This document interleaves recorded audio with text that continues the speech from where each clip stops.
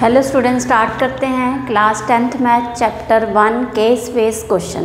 First question है आपके पास, a seminar is being conducted by an educational organisation where the participants will be educator of different subjects. The number of participants in Hindi, English and Mathematics are 60, 84 and 108.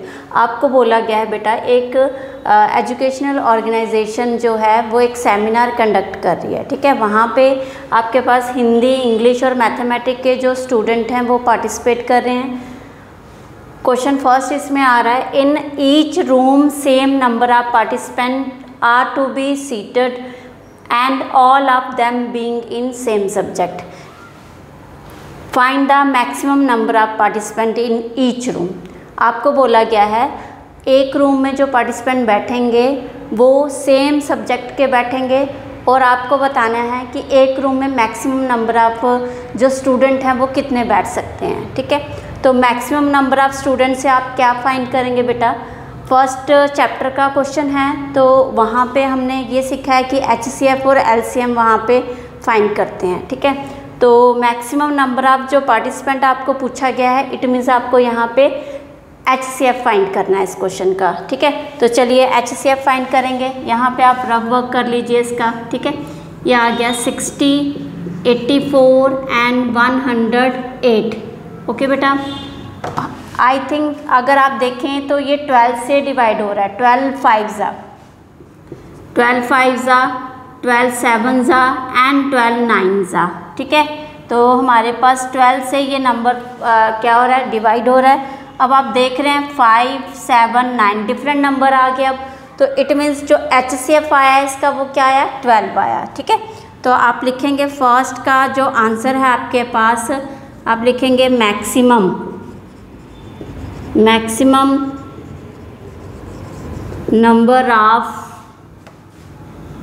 Rooms. Maximum number of rooms जो आए आपके पास वो कितने आ गए, 12 आ गए, ठीक है। चलिए अब नेक्स्ट आपके पास है सेकंड पार्ट, वो है आपके पास what is the minimum number of rooms required. अब ये बोला गया है कि आपके पास मिनिमम नंबर ऑफ जो रूम रिक्वायर्ड है वो कितने होंगे, ठीक है। अब बेटा यहाँ पे हमारे पास जो मिनिमम नंबर ऑफ रूम्स हैं वो इन्हीं पार्टिसिपेंट जो आपके पास हिंदी, इंग्लिश, मैथमेटिक्स के स्टूडेंट हैं, इनके लिए हमारे पास मिनिमम नंबर ऑफ रूम्स जो हैं वो कितने लगेंगे, ठीक है। मतलब ये पार्टिसिपेंट अगर हमने एक रूम में रखने हैं तो वो आपने देख लिया, वो मैक्सिमम नंबर ऑफ जो आपके पास room maximum number of participant आया था वो कितना आया था, 12 आया था, ठीक है। अगर आप 12 जो हैं हमारे पास, अगर एक रूम में स्टूडेंट्स बैठ रहे हैं, ठीक है, तो हमारे पास मिनिमम रूम कितने चाहिए। तो बेटा उसके लिए आप क्या करेंगे, हमारे पास जो हिंदी के स्टूडेंट हैं, ठीक है, हिंदी के स्टूडेंट 60 हैं, 60 को आप 12 से डिवाइड करेंगे, कितना आ गया 5। फिर आपके पास इंग्लिश के स्टूडेंट हैं कितने, 84, 84 को आपने 12 से डिवाइड किया, आ गया 7। फिर है आपके पास 108 मैथमेटिक्स के स्टूडेंट, 12 से डिवाइड किया आपने, आपके पास आ गया 9।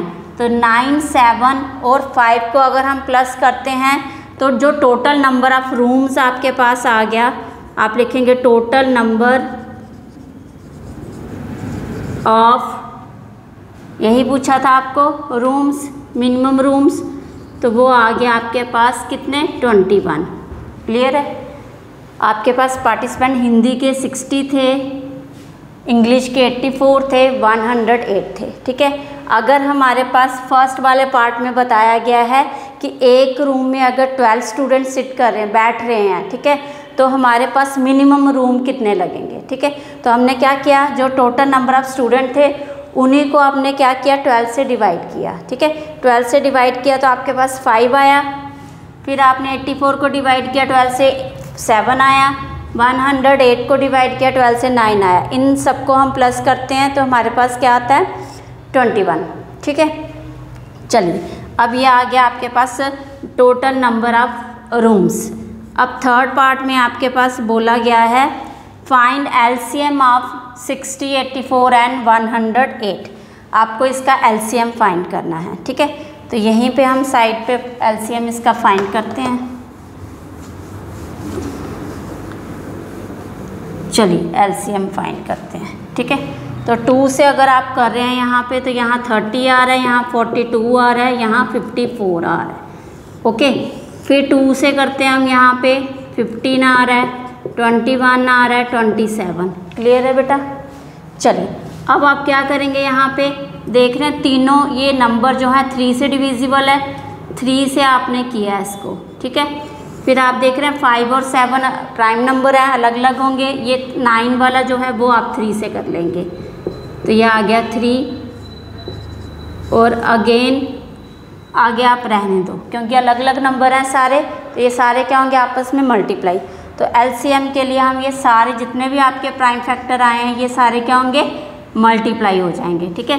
तो इनको मल्टीप्लाई करके आपके पास 2 2 ज़ा 4, 4 3 ज़ा 12, 12 3 ज़ा 36, मल्टीप्लाई 35, मल्टीप्लाई 3, ठीक है। तो इनको अगर आप मल्टीप्लाई करते हैं तो आपके पास नंबर देखो क्या आ रहा है। 36 को अगर हम 3 से करें, 36 को 3 से किया, 3 6 ज़ा 18, 3 3 ज़ा 9, 108।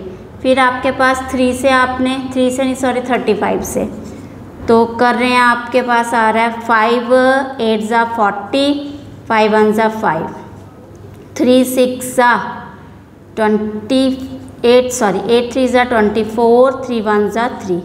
तो ये नंबर कुछ आया आपके पास 0873। तो आपके पास एलसीएम आ गया 3780, ठीक है। आपको एलसीएम पूछा था इसने यहाँ पे, ये देखिए थर्ड पार्ट में। तो क्या आ गया आपके पास, आप लिख सकते हैं यहाँ पे एलसीएम ऑफ 60, 84 एंड 108 इज़ 3780, ठीक है। ये आपके पास एलसीएम आ गया। अब आपको बेटा यहाँ पे और करके भी दिया गया, find product of HCF and LCM of this number. तो अभी आप यहाँ पे ये चीज़ कर लेंगे, क्या करेंगे, प्रोडक्ट। पता है ना आपको ये फॉर्मूला, आपके पास क्या फॉर्मूला बनता है, HCF multiply LCM is equal to product of 2 number. तो ये 4th वाला पार्ट जो है और करके ये हम यहाँ पे कर रहे हैं, ठीक है। ये आ जाएगा आपके पास HCF मल्टीप्लाई में LCM, और ये आ जाएगा प्रोडक्ट ऑफ 2 नंबर्स, ओके। तो हमारे पास HCF कितना था 12, LCM कितना था 3780। अगर आप इसको मल्टीप्लाई करते हैं तो आपके पास कुछ नंबर आ जाएगा, ये 45360 ये नंबर आ जाएगा, ठीक है। तो होप आपको क्वेश्चन क्लियर हो गया होगा। तो प्लीज़ वीडियो को लाइक, शेयर एंड चैनल को सब्सक्राइब करिए। Thank you for your love and support.